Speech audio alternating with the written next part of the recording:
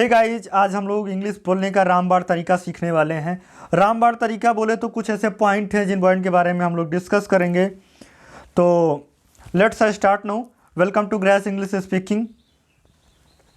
पहला रूल जो है वो है सब्जेक्ट का। सब्जेक्ट का कहने का मतलब यह है कि कर्ता जब कोई काम करता है, यानी कि हम कोई काम करते हैं तो उसे बोलते हैं सब्जेक्ट। जो काम किया जाता है किसी व्यक्ति के द्वारा, जब कोई काम किया जाता है तो उसे बोलते हैं सब्जेक्ट। जैसे कि सब्जेक्ट कौन कौन से हो सकते हैं, बेसिकली कुछ सब्जेक्ट हैं उनके बारे में डिस्कस कर लेते हैं। जैसे कि he, she, it, name, they, you, we, ये n नंबर ऑफ सब्जेक्ट हैं जिनका प्रयोग हम लोग टेंस के थ्रू करते हैं, या फिर यूजेज के थ्रू करते हैं, या फिर मॉडल वर्ब के थ्रू करते हैं, जिनके साथ भी करते हैं। वहाँ पर ये सारे जो प्रोनाउन हैं, प्रोनाउन बेसिकली सब्जेक्ट ही होते हैं, जो कि सब्जेक्ट का रोल अदा करते हैं किसी भी सेंटेंस में। तो ये इतने सारे प्रोनाउन हैं जो कि सब्जेक्ट का रोल करते हैं। ही का सिंपल मीनिंग होता है यह वह, ये मेल के लिए होता है। सी का मीनिंग भी होता है यह और वह, ये फीमेल के लिए होता है। इट का प्रयोग करते हैं निर्जीव वस्तु के साथ, या फिर जहाँ पर सब्जेक्ट अनअवेलेबल हो वहाँ पर हम लोग इट का प्रयोग करते हैं। कोई नाम हो, किसी का नाम हो, लाइक रीता, सीता, गीता, तो इन सभी नामों के साथ हम लोग, ये जितने सारे मैंने नाम बोले, कोई भी नाम हो, वो नाम भी बेसिकली क्या होता है, एक सब्जेक्ट का रोल अदा करता है किसी ना किसी सेंटेंस में। दे का मीनिंग होता है वे, तो वे भी एक प्रकार का सब्जेक्ट ही है। यू, तुम, वी मने हम लोग। तो इस तरह के जो सब्जेक्ट हैं इनका हम लोग सब्जेक्ट के रूप में अदा करते हैं, सब्जेक्ट के रूप में प्रयोग करते हैं। सब्जेक्ट बेसिकली नाउन भी हो सकता है, प्रोनाउन भी हो सकता है। जैसे कि और यहाँ पे नाम एक प्रोनाउन है, नाम एक नाउन है, और ये जो अदर वर्ड है ये सारे प्रोनाउन हैं। तो एक सेंटेंस के थ्रू हम लोग डिस्कस कर लेते हैं कि बेसिकली हम कितने पार्ट को नाउन बोलेंगे, कितने को वर्ब बोलेंगे, कितने को ऑब्जेक्ट बोलेंगे। तो ये सब चीज़ें एक सेंटेंस के थ्रू डिस्कस करने वाले हैं। यहाँ पे दिया गया है he is a honest person. He is honest, वह ईमानदार है। ही इज हॉनेस्ट, तो यहाँ पे बताया गया ही का बोलते हैं, ही एक सब्जेक्ट है। क्या है? ही एक सब्जेक्ट है। और जहाँ पे इज है, इज एक क्या है, मेन वर्ब है, क्योंकि यहाँ पे इज मेन वर्ब का रोल अदा करता है। और जो हॉनेस्ट है, हॉनेस्ट बेसिकली ऑब्जेक्ट है, यानी कि वो ईमानदार है। तो इसका सिंपल मीनिंग पता चल गया कि कितने पार्ट को हम सब्जेक्ट बोलते हैं, कितने को ऑब्जेक्ट बोलते हैं, और कितने को वर्ब बोलते हैं, मेन वर्ब बोलते हैं। समझ में आ गया ना भाई? आगे बढ़ते हैं। These are a few example like as he is honest, वो ईमानदार है। That is very good boy, वो बहुत अच्छा लड़का है। ही इज़ रीडिंग बुक, वो किताब पढ़ रहा है। यानी ही के द्वारा कोई काम किया जा रहा है। वो कौन सा काम किया जा रहा है? पढ़ने का काम किया जा रहा। तो जो काम को करता है वो काम कौन सा होता है? वो काम होता है उसका ऑब्जेक्ट। जो व्यक्ति काम को करता है वो होता है सब्जेक्ट। तो इस तरह से सब्जेक्ट यहाँ पे ही है और ऑब्जेक्ट यहाँ पे बुक है। You are playing cricket in the field, तुम क्या हो? तुम सब्जेक्ट हो, क्योंकि तुम काम करते हो। तुम जो काम करते हो वो आपका ऑब्जेक्ट होगा। तुम काम कौन सा करते हो? खेलने का। कहाँ पे करते हो? इन मैदान में खेलने का काम करते हो। तो ये तुम्हारा क्या हो गया? ये सब्जेक्ट हो गया। इसे बोलते हैं पूरे को प्रेडिकेट। क्या बोलते हैं? प्रेडिकेट। तो प्रेडिकेट में बहुत सारे पार्ट होते हैं, ये हम लोग अगली क्लास में डिस्कस करेंगे, अगली वीडियो में डिस्कस करेंगे। बेसिकली यहाँ पे हम लोग सब्जेक्ट, ऑब्जेक्ट और वर्ब को छांटने का प्रयास करते हैं।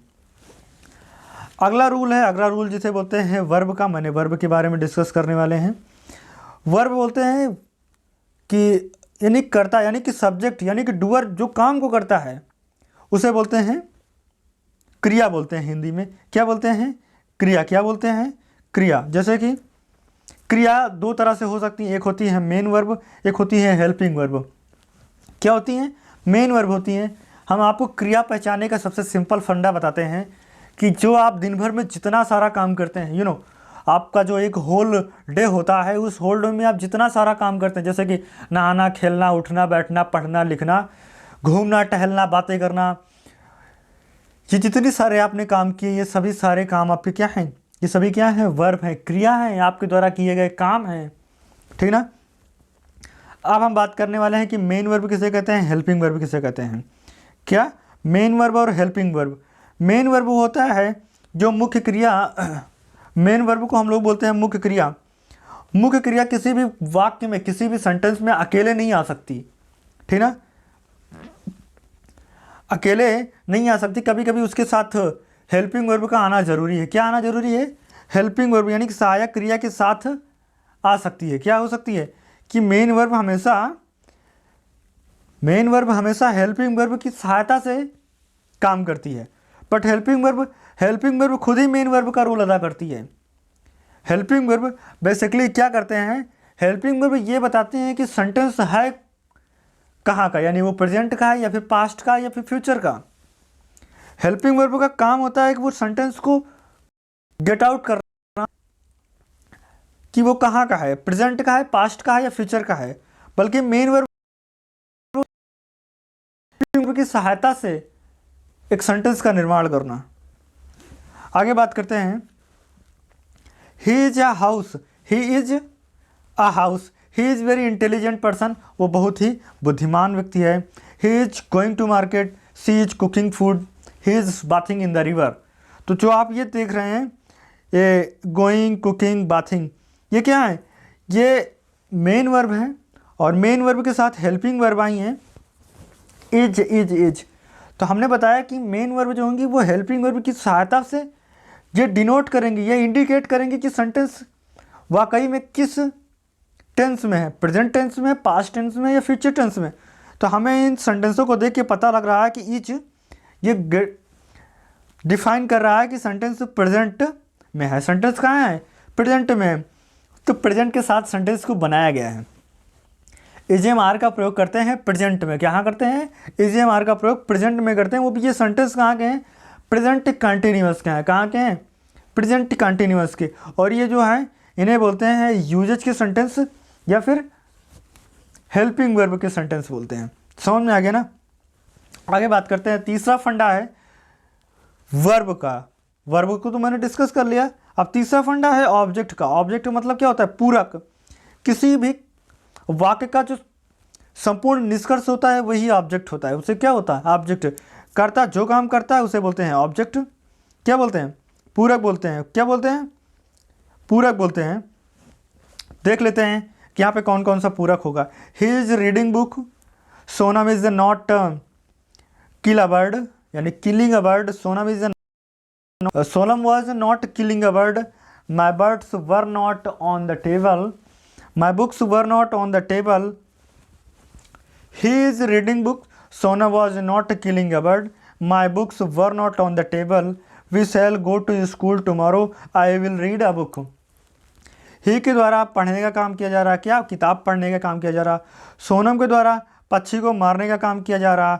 माई बुक कहाँ पे नहीं है? टेबल पे नहीं है, तो ये इसका कम्प्लीमेंट हो गया। वी क्या कौन सा काम नहीं करेगा? स्कूल जाने का काम करेगा। तो ये जो चीज़ें हुई ये ऑब्जेक्ट हुए। क्या हुए? वी का काम कहाँ से पूरा हुआ? स्कूल जाने से पूरा हुआ। आगे एक सेंटेंस और है, I will read book, this is a table, there are fruit in the basket, there is a fruit in the basket. तो ये क्या हुआ? ये ऑब्जेक्ट हुआ सेंटेंस का। आई होप आपको समझ में आ गया होगा। Thank you very much. Thanks a lot. Like, subscribe and hit the bell icon.